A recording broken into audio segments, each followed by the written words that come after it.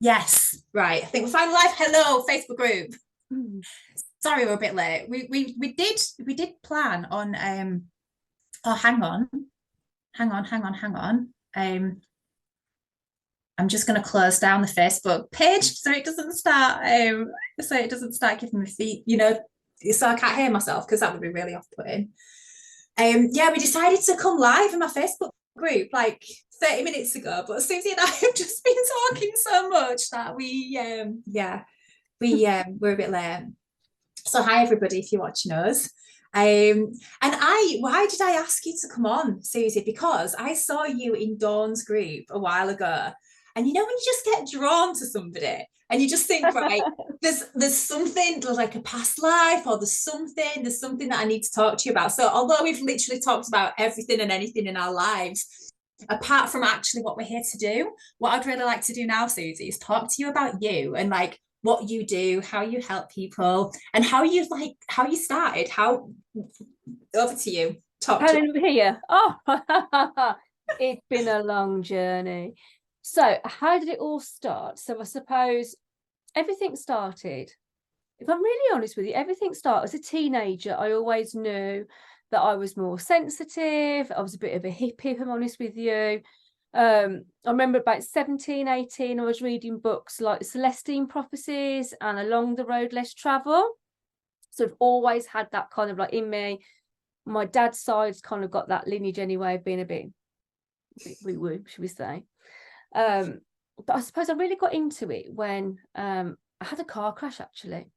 I was about 22, and this is how I started on my energy work. So I had like quite a bad neck injury, and I've been to quite a lot of different medicals, and they just couldn't get it right for me. And was out, probably drunk actually, usually was in my 20s. My mate was like, my mum's a Reiki master, she'll sort your neck out. And I was like, yeah, whatever, type of thing. But I knew there was something in this energy stuff. So I had 6 sessions and she completely healed my bad back. And that was it then. I didn't really do much. I was like a bit of a hippie going. I've had my crystals and all that malarkey. And then I got married and I wanted to have children. To be really open with you all now, I got told I couldn't have kids. I have got two now. I couldn't have children. Um, I've got lots of medical issues. I honestly thought that my life would come to an end because I couldn't bear any children. And it was really weird because I went to see a clairvoyant and she said to me, on the next full moon, ask your nan for what you want and the gift will be received. I'm going to sound absolutely bonkers now, aren't I? And No, no, no. she said to me, the gift that you want is coming to you. And I found out then, oh, I went for a meeting with a consultant about IVF, and I'll share proud. So it's on my old webpage anyway. What they were going to do is they're going to do like a medical intervention on me. So I couldn't get pregnant naturally, going to cut my tubes. They were going to do IVF, and my chance were 15%. So it was like really, really low. And I was pregnant with my first daughter, and nobody had any idea whatsoever how I could be pregnant. And all I'd done is I've been having a lot of Reiki to deal with the stress of it all. And that was kind of like when there's something really in this, like really in Mm. this. And I've brought my children up spiritually. And then again, with my second daughter, so my eldest is 15 now, my second daughter is 11. And it was like, it's not going to happen, Mrs. Sharp. It was a one-off wonder. It was a miracle. And lo and behold, I asked and I received my second daughter, Daisy, who's now 11. So I love working with children. I've got a real passion for working with children. I've just shut down my babe massage business of 10 years, and it was me and Laura have been talking about reason, season, lifetime just, and there was a reason why I did Angelic Little Ones, because Amelia had severe colic and severe reflux, and there was very little help for mums in my situation. So I developed and grew a business around helping mums with the little ones, and they've got colic and they've got reflux, with baby massage, baby yoga. They went into the mental health side of it and started doing yoga for children. And then my eldest got sick. So in June 2019, unfortunately, my eldest daughter got really, really poorly, which sent me on another journey. But this time it was my own mental health that was affected. Not knowing whether your child's going to survive, whether they're going to ever walk again. It was just like, we're talking about curve bombs, weren't we? Just that, yeah, this curveball smack. So even though I've been working with Reiki energy, Saki Manyasui for 13 years at this point. I felt like there was something missing. And this is when I discovered belief coding. And this is when things really changed for me. So I trained as a belief coding facilitator 18 months ago, and it literally has changed my life. It's the only thing that's really got me to put to bed what happened to Amelia. But again, it's how it works with children. It just absolutely blows me away at how open our children are to healing. So I did my belief coding and my mind navigation, but then I trained in quantum healing. And this is like another level. So I'm going to talk to you a little bit about quantum healing now. Because this is like Reiki, but like, I don't know, 10,000 watts, I think, to be This honest. is really interesting because I've seen the advertise. So I didn't realize you trained like 18 months ago on belief coding. I don't know why, but 18 months. I trained with Dawn. So no, actually, I was in November last year, so about a year ago, just over a So I year was ago. July, yes. I was with Emma. Okay. Hence why the mind navigation, hence why the quantum healing. Right. Okay. So then I did mind navigation in, I can't remember, March, April, maybe this year. And it got Reiki tuned. But then I saw about the quantum healing and I never went with that one. But it's really strange because during my meditations, I literally feel, I mean, you're going to have to explain to me what it is, but it's almost like, I don't know if I'm, do tell me what it is because I just, yeah. See, what I love about it, see, my Reiki sessions were always different anyway. Yeah. So I believe that we can't heal anybody. You know, we can set up, we can hold the space and we can give them the tools and the questioning. Okay, but the healing's got to come from within. Especially, I mean, it's different with younger kids. We have to facilitate it on their behalf, but certainly when they get a little bit older, you know, it's more powerful. It comes from within. So even my Reiki sessions, I'll be like asking people when I'd find a blockage, I'd say to people, right, okay, can you breathe into a second? You know, what can you feel? What tie can you feel? Because usually there's going to be some type of cord from you, an event that's happened in your life or a person that needs cutting, because that doesn't need to be there anymore, or it needs healing.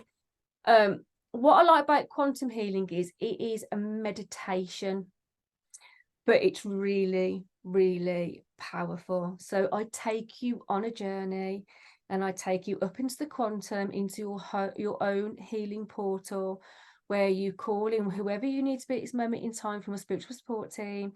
I hope you're all woo on here, you think I'm bonkers. No. It comes to your higher self. So I am sending healing, okay, but effectively, you know, you're the one who's asking your intuition, your higher self, what is it that you need to know? What is it you need this moment in time? And that's when the healing takes place. So it is incredibly gentle. I took Dawn everybody into quantum actually yesterday, and it knocks me out. I've actually recorded myself taking myself into the quantum, and I never stay awake for it. So just to give you an idea of how powerful this is, when I first got attuned to quantum, my youngest daughter, who was then just turned 10, wasn't eating and drinking at school. And all of it comes back to when Mills got poorly, she couldn't get germs because she was on steroids, so she had no immune system. It was all very, wash your hands, don't do this, don't do that. And obviously I know on the level it's going to go in, but I had to do it at that moment in time to keep Amelia safe. So I was like, right, I'm going to take her into the quantum. I've done belief coding on her by proxy. So basically means behind the back. I know you're doing it. We ask the higher self, it's okay to go ahead. And I took her up and I did the healing and nothing happened. And I was like, oh, it's not worked. It's just not worked. How has it not worked? And then about 2 weeks later, she started eating and she started drinking.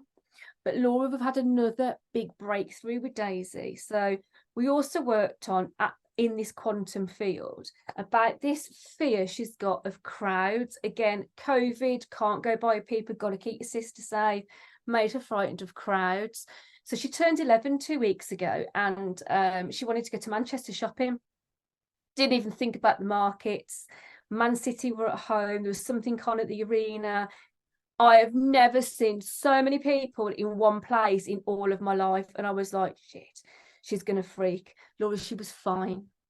Even when I was like, I had a hand and we were going for the markets, I was going, just keep walking, like dragging her through. And we came out of like, TGI's, it was quite late on the night. So, you know, city centre's a bit rough, aren't they? She's like, oh, it's a bit rough, mum. And I'm like, someone's going to touch you with me, just keep walking. And I was like, wow, because actually, Daisy before that would have been like, mummy, I don't like it, it's too busy, get me out of here. She'd be upset, she'd be like panicking. She was as cool as a cucumber. And this is the power of and meditation, because that's all I did. In the meditation, I visualized taking Daisy up into the quantum field to give her the healing that she needs at that moment in time to help her deal with this thing about germs, this thing about crowds, okay, to make her feel safe. So I went on a girly holiday, highly recommend it, in August, Portugal. Oh man, it was amazing. So, you know what? It was like 4 nights. That's what about me, myself, and I. It was great. And but curveball. So I woke up the day I was going to Birmingham Airport and I swallowed and I was like, oh no, I haven't had tonsillitis in bloody years. Yeah. I woke up and I was like, that doesn't feel right. I got that sore skin. I was a bit achy. Shone a torch in my mouth, and there they were, nice big white spots. So I went to the doctors and got my antibiotics because I thought, I'm going abroad, that's the right thing to do. I didn't want to take them because I'm a stubborn sod as well. So I also put loads of homeopathy down my neck. And by the night time, I felt really crap, and we were flying out. I had to be at the airport for 3:30 in the morning. I got to Birmingham Airport. Thank God those zappers have gone because I was on fire. But we got to Portugal and I got to the pool and I said to my mate, I'm going to take myself in the quantum. She knows I'm a bit weird. I'll see you in a bit. So I got my sunbed in the sun, whacked my earphones in, and off I went. So the intention that I set while I was up there in the quantum field was actually to get rid of the pain, because they were burning, they were like throbbing. And I woke up and I swallowed and I was like, well, that feels a bit better actually. And I went out and I was drinking, I had a meal, I could swallow. I woke up on the Saturday morning, Laura, I was fine. Like, wow. Fine.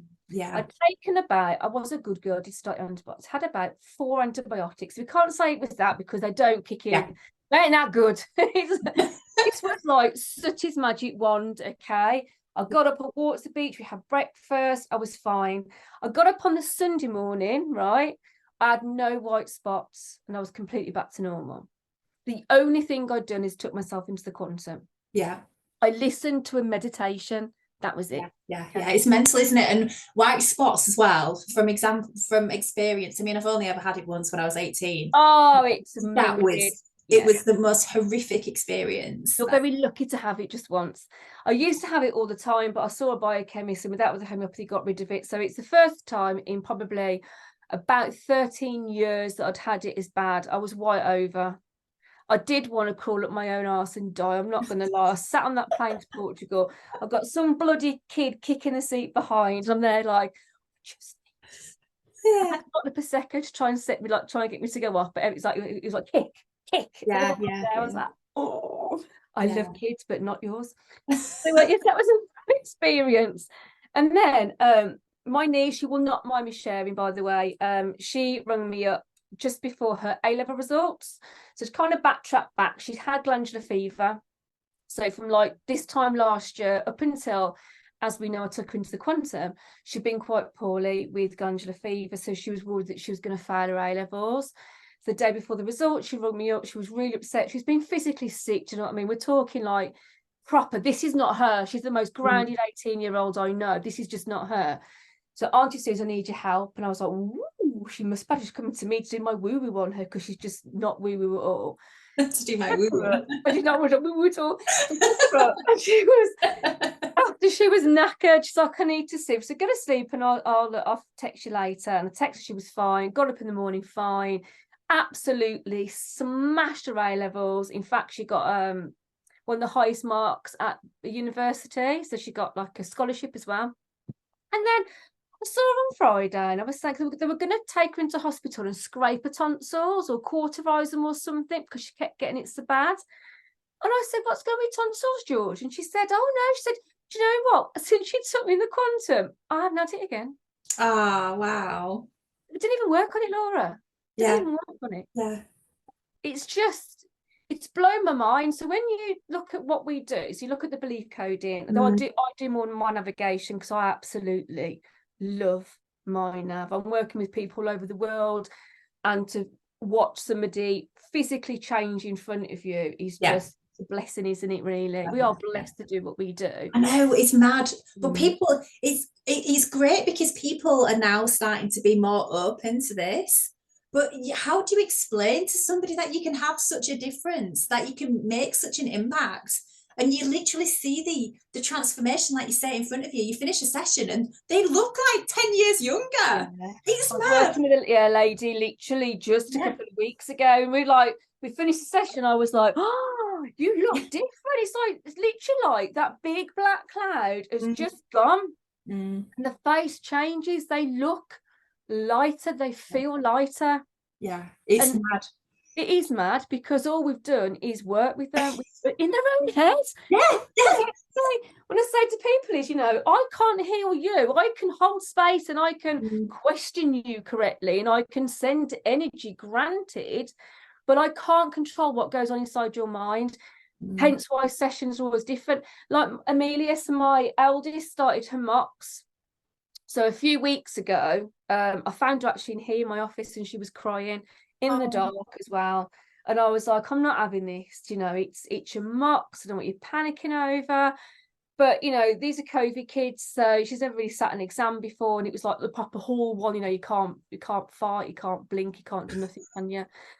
So I took her up in the quantum, and we coded in some new beliefs, I believe in myself and all this, I can do it, etc. And she got up on the Monday morning, she was absolutely fine. In fact, she was teaching her friends how to box breathe because they were all not fine. Oh, wow. Yeah. And then she had a bit of a meltdown over her English exam on the Tuesday. And I was like, I'm not having this, Mills. I've given you all the tools that you need to get through these exams. Use them. Again, it's giving that person their empowerment back. We can do this so the cows come home, but at the end of the day, you have to do your part in it, because we can't heal you. So we can give you the tools to heal yourself. Okay, but so you've got to take ownership of your own journey, haven't you? 100%. Yeah, and that was it then. I mean, she was nervous, but she wasn't upset. And I've spoken to a few parents, and I've gone, oh, wasn't it an awful 2 weeks? The crying and the feeling sick. And I was like, well, no, really. Quantum, stick them in the quantum. Yeah. And that's what I love about it. And people are becoming more open to it. Yeah. And I love working with my adults, but I am doing some children's training actually, starting in January, because we need to get these kids young. We need these kids sorted now. COVID, unfortunately, children's mental health is flawed, and it's in primary schools. I mean, we all know that high schools can be challenging on a social level with friendships and stuff like that. Take the exams out of it. It's just they're growing, aren't they? The in-betweeners, I absolutely love that program. Yeah, they're not kids, they're not adults, they are in between. They don't know who they are, do they? How they're going to be. They're like, you've got teachers that, treat them like adults and want to have fun with them. And you've got a teacher who was like born in the ice age that, treats them like children still. And they don't want to fit in. But the fact that you've got little children at school now, they're with anxieties for the roof, we need to get them. And that's part of my mission, is to get them kids and get them sorted, because we don't want them carrying all that crap into adulthood. Yeah, 100%. No, it's gone. Yeah. That's why I love what we do. Yeah. We've got to share it. Everyone's got to share it. Some people are, unsure about it, my youngest one will say to me, like, should we do belief coding session? She's like, you're not reading my mind, so I do it behind her back. But yeah, I took my youngest beyond the veil as well. She's quite spiritually open, like ridiculous. Like she's like really connected, and I'm like, I keep trying. I'm doing my best to try, and she just gets amazing like messages and stuff coming through. It's like that channel's well and truly open for her, though, isn't it? It just always. Yeah. Well, you'll find this with the kids, aren't they? They're all indigo kids, and they're all, way more. Well, we need to be learning from the kids, basically, don't we? From what I understand. They say that your children are your biggest teachers. Yeah. Because they're not brainwashed, they're not programmed like us. They've not had 40, however many years to be controlled in this matrix that we're in. So they know how to have fun, they know how to find their joy, and that's all we need to do in order to come into alignment with who we are, in order to get our messages, in order to create the life that we want, away from all of that nonsense that we're taught to conform and fall in line and follow rules and do it this way and rah, rah, rah, and be this person. And in order to be successful, you've got to do this, this, and this in the way that they want you to do. So anyway, Nicole is, she's amazing. I took her beyond the veil, and oh my gosh, what an experience that was. The amount of information that came through, and she's so open to it. And I've done belief coding with both of them as well, which has been amazing. So like Lydia, my eldest, she had a hand problem. Actually, she had loads of pain in her hand one day, and this was while they were still at school. She said, Mum, I can't move my hand. Like, it literally, she couldn't clasp the hand. It was in so much pain, and it was the hand that she'd write with. And it just came on one morning. And I was like, what have you done? Have you touched anything, strained anything? You know, trying to logically figure out what the pain. Write down too much. Yeah. Well, I said to her, do you want me to just try? Let me just ask you some questions and let's just see what it was. So I took her into a really quick belief coding session. Like, I had 20 minutes before she needed to go to school. It turned out it went back to a memory where she was sat in the classroom. I think it was like 2 weeks before it happened. And I mean, this is going back, it might be a year. No, it was a long time ago when I did it, but it was something to do with not being in control. So there was something that she was being in the classroom where she felt like she was out of control. I think it was something to do with, I can't remember, but it was not being in control. So her hand created the pain, which meant that she was taking control. She couldn't physically do the work in the classroom. She couldn't write. So her hand had created the pain, which meant she was taking back control because she didn't want to be there. She didn't want to be in that classroom. She didn't want to be doing the work. Yeah. So I was explaining this to her, and I took her back to this memory from 2 weeks before I was, before the session. And all of these tears and emotions were just coming out of her body, just flooding out. And she's there, bless her. She's 15 years old at the time. She's got all the makeup on and everything. And she's like, she don't want to cry because she's supposed to be going to school. And I'm like, just let it come. Just keep letting it come, my dear, let it come. And then within a couple of minutes, it's gone. Pain's gone. Like, totally gone. And that was the moment where she realized that actually, oh, there's something in this. Like, yes, because your body was trying to tell you it needs to take control. It needs to stop you writing because this is so out of alignment with who you truly are. So then that's teaching them to be in tune with the body. So we had a experience with Amelia and English. So she was getting particularly stressed with this teacher, and she's never going to watch this to be okay. I'm just thinking, I hope my girls don't watch this.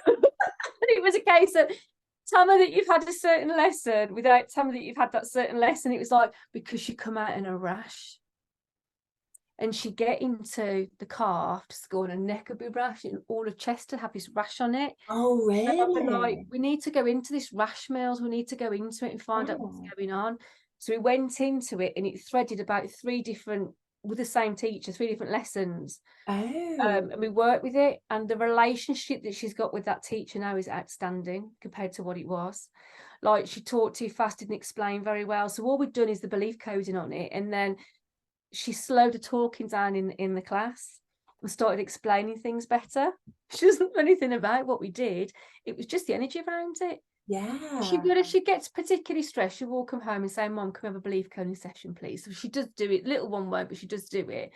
But the fact that our kids can now acknowledge the fact that this feeling is attached to something and it needs to go. Like, mine is the human compass quite a lot as well. So she'll ask a different question, especially the little learner. She'll go into a crystal shop and she'll like pick up crystals. This is the one that I need. She'll go forwards and backwards and she'll put it back. But I think the fact that these kids coming through now, they are star seed children, they are indigo kids, they are here to absolutely kick ass and change this coercive control that we've got in the world at the moment. I mean, it's just awful what's happening all over the globe, isn't it? And we need to give a little bit of love. Yes, we need to shine our lights and give it a lot of love. Love at the minute. But it's amazing. And and she my eldest just said, I'm really lucky to have you, Mom, because I know whatever goes wrong, I know that you can do something to help me put it right. And I'm like, it's not me, baby, it's you're the power. You stand in your power. The power's within you, not me. Just that you're open to receive it and then you do something with it. But it's amazing, isn't it? Yeah, it is amazing. I do wake up every day, so I'm very blessed. I am blessed. So, Susie, do you want to just talk about what services you offer? How, if you send me your links, I'll put them on the video as well. Okay. But what you offer and what you do for people, if anybody's watching this wants to work with Susie. The mad one. So I have got a new page, and I will be honest, I've been so busy that I haven't been maintaining it very well, but I will start. I'm doing office at the moment, actually. So I offer lots of different things. I do work with kids. At the moment, when I work with children, primarily is quantum healing or oh, I'm gonna go really mad now. So I do a lot of clearing. So I do a lot of aura clearing. I've been doing this for like, I don't know, 13 years. So if you're feeling low, stuck in a rut, going around in cycles, we can pick up energy. So when we're down and we're low, we're poorly, and we're vibrating at quite a low energy, we can pick up energies that then resonate with us. So it's like, oh, she feels like I feel, I go and latch onto her a little bit. And these energies don't need to be there. So I do cleanse people. I also cleanse homes. So I am actually a holistic sleep consultant as well for children. But 9 times out of 10, the children that I work with tend to be starseed children, and they are communicating with friends in the house. So I do that as well. I do my quantum healing, which I absolutely love.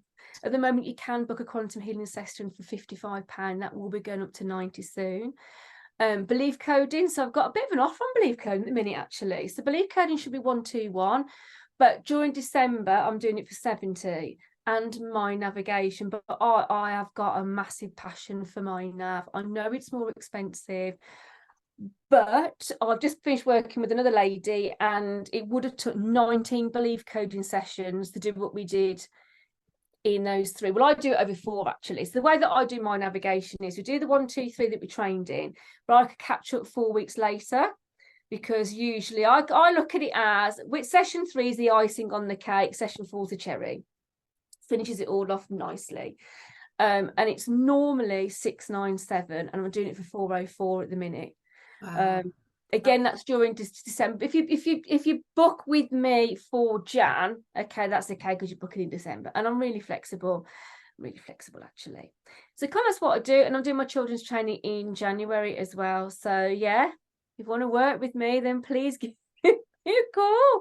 I'm available. But yeah, it depends on what people want, isn't it? If people have just got little things they want to deal with, like fears and phobias. Like I had a humongous needle phobia, like massive. I'm a fainter. So when I was pregnant, I was the one that had to lie down and have my bloods taken.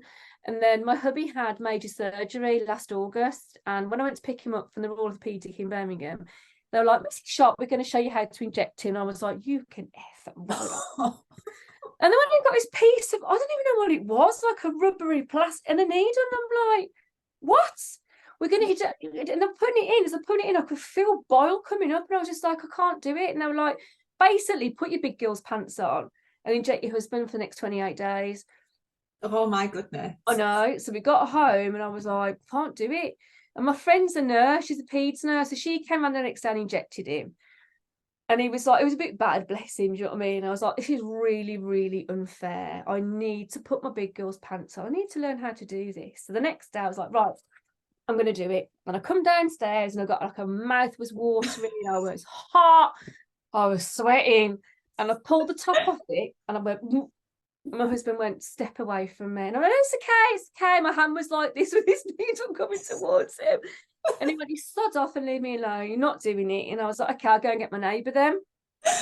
And like, she won't drive on motorways, but she'll inject. So she injected him. And I was like, you know what? I'm going to put belief code into the test. I'd only been belief coding at this point for about 6 weeks, started my training about 6 weeks. I was going on my in-person training the week after. So went upstairs, did a belief coding session, had 2 past lives that came up. Laura, I came downstairs, I pulled the top off it and I injected him. And I actually coded in, I love giving injections. And at the end of like the 28 days, my nose was almost touching the needle, so I could see it go in. I had like some really weird, my husband said it's getting a bit freaky now, actually. I actually physically enjoyed watching the needle go into his skin. I know. And it was just like, you're freaking me out a little bit now, actually, Bab. This is weird. Yeah.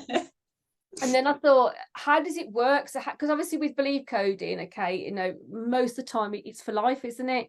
I was like, well, how do I test it then? So I watched one of like the A&E programs, and I could watch operations now. Like before, I'd be like, behind a cushion, I can watch that. And then I had to have a series of blood tests myself. And I'm like, no, find the juicy one. Let's go.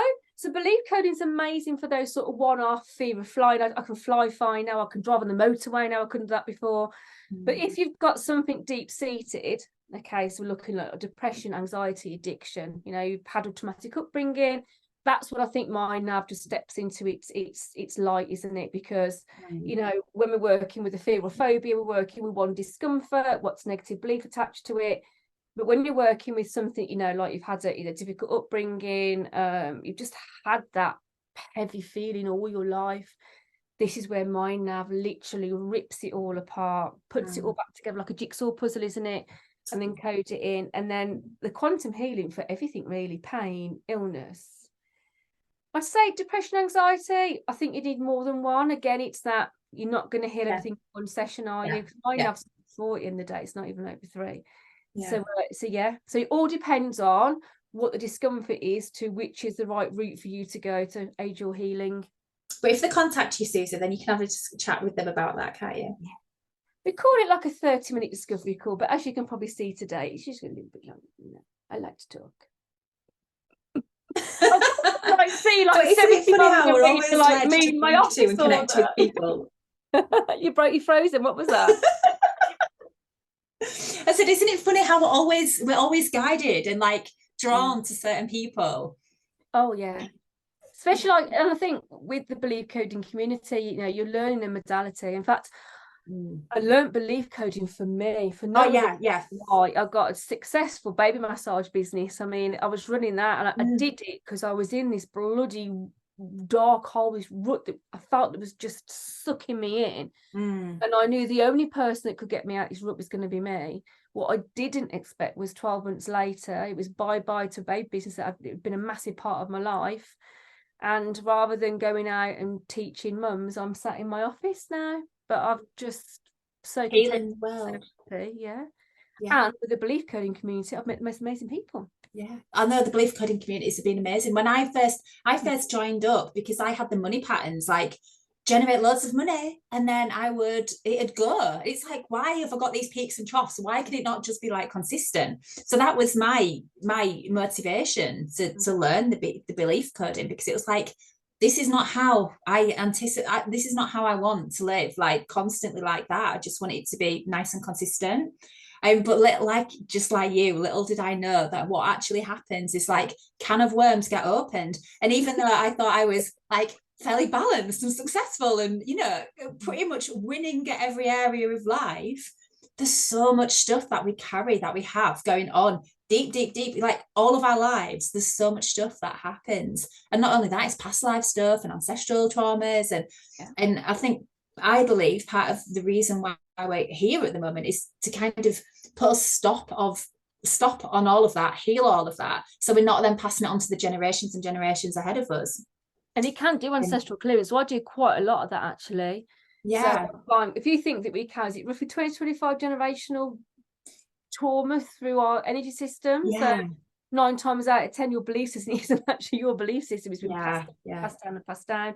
So I do a lot of generational clearing, where we go up the lines and down the lines. So we clear what's been, what's here, and what's yet to come. And that is like truly, truly powerful. When you've got clients that have had situations in their life that they can't explain, why they don't feel safe, why they can't sit still. And then when you get chatting to them and you hear about the ancestors, like, oh, hold on a second, this isn't your fear, let's clear it. So bang up, bang across, bang down, there you go. And it's like everything just changes. Everything just changes. People really underestimate the power of healing and the power of energy, what energy can do for you. It's just absolutely mind-blowing. And I've been doing this, this stuff now for 30 odd years in the fact of knowing about energy and understanding energy. I've been working with it now for nearly 15 years, and every day it still blows my mind, because every day it's a day of learning. It's every day school day. You're always learning, and you're always learning different new ways to work with it. So I mean, we see we master, but then when I kind of thought, okay, I'm getting so far with that, I went on to Sakine, which is Egyptian Reiki, and you can do like psychic surgery, you can do all sorts. That is amazing. And then when I thought you couldn't go any further with the energy healing, along came the quantum. It's like, it's like you say, it's a step, it's a step, it's a step, it's a step. Yeah, and we're learning so much and we're uncovering so much. You're the second person who's mentioned Egyptian Reiki to me. Sakine. I love Sakine. Yeah, I don't really use, even though I'm a Usui master, I don't really use Usui anymore. yeah. I I use a lot think of that's what I Sakine. was attuned to. So, Usui. yeah. Yeah, no, yeah. So I did my level 3 in Usui. I didn't want to do my teachers. And then I came across Sakine, and I'm just really drawn to Sakine. But I had an Akashic record read, and I sent it to Dawn actually. And in there, I've got a very strong, I didn't know this at the time, a very strong Egyptian connection. But I completely forgot about that. And then I did my Sakine, and it only actually came to light about 4 weeks ago. And I sent it through to Dawn. I was like, oh shit, yeah. He even mentions Sakine in it. He even mentions about I'm naturally attuned to Sakine, but I still went and had it done anyway. Oh, it's amazing. You've got so many different symbols, different things. It's so ridiculously powerful. It really is. I love energy. I love everything about it. And what I love about, we're talking about belief code and getting rid of all that negative beliefs, whether they're ours that we put on ourselves or it's come from generations of trauma. I bumped into someone I hadn't seen for years, and she was like, wow, you look really different. What have you done? And I'm like, nothing really. And I thought, I've just got rid of the shit in my life. Just got rid of all those things that do not serve me. And it is, isn't it? It just shines through and it ripples through. So what I found in the household as well is, you know, the kids are calmer. Everybody just seems so much more content. And don't get me wrong, you know, 15, 11, we did have, I actually thought that my eldest was possessive, and it was like the exorcist in here. I thought her head was going to start spinning around. She lost it that much over a board marker. She's 15. But that was the first sort of like spat that we'd had in months, if I'm honest. And it does, it just, you know. I mean, yeah, mine are 15, no, they're not 16 or 14 now. Girls, they're absolutely dreams. Like, we get on so well. We sit around the dinner table and we just laugh. Yeah. He's just the most, when people say about teenage girls, I'm like, no, not at all. They're absolute dreams. They're so funny. They're so entertaining. They're just beautiful. I mean, don't get me wrong. They piss me off when they nick off with makeup and shampoos and charging cables and, you know, with no respect.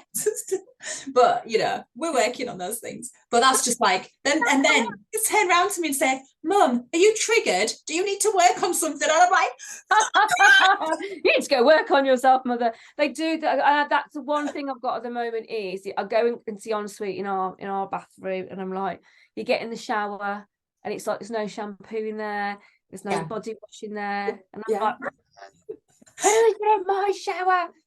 And I'm like, you've got your own shampoo, they've got their own bathroom, they've got their own shampoo, your own bloody body wash, nicking my deodorant, eyelash curlers, makeup, yeah, pretty much everything. Anyway, I'm just thinking we should probably leave this video. I've got absolutely no idea what time it is, but thank you for having me look as well. I really enjoyed it. You're welcome. Thank you for everybody watching. If you want to work with Susie, I'm going to put Susie's links somewhere in the description or on the video. I'll send it to you. Thank you everyone for watching. Bye bye. Everybody. Thank you. Bye.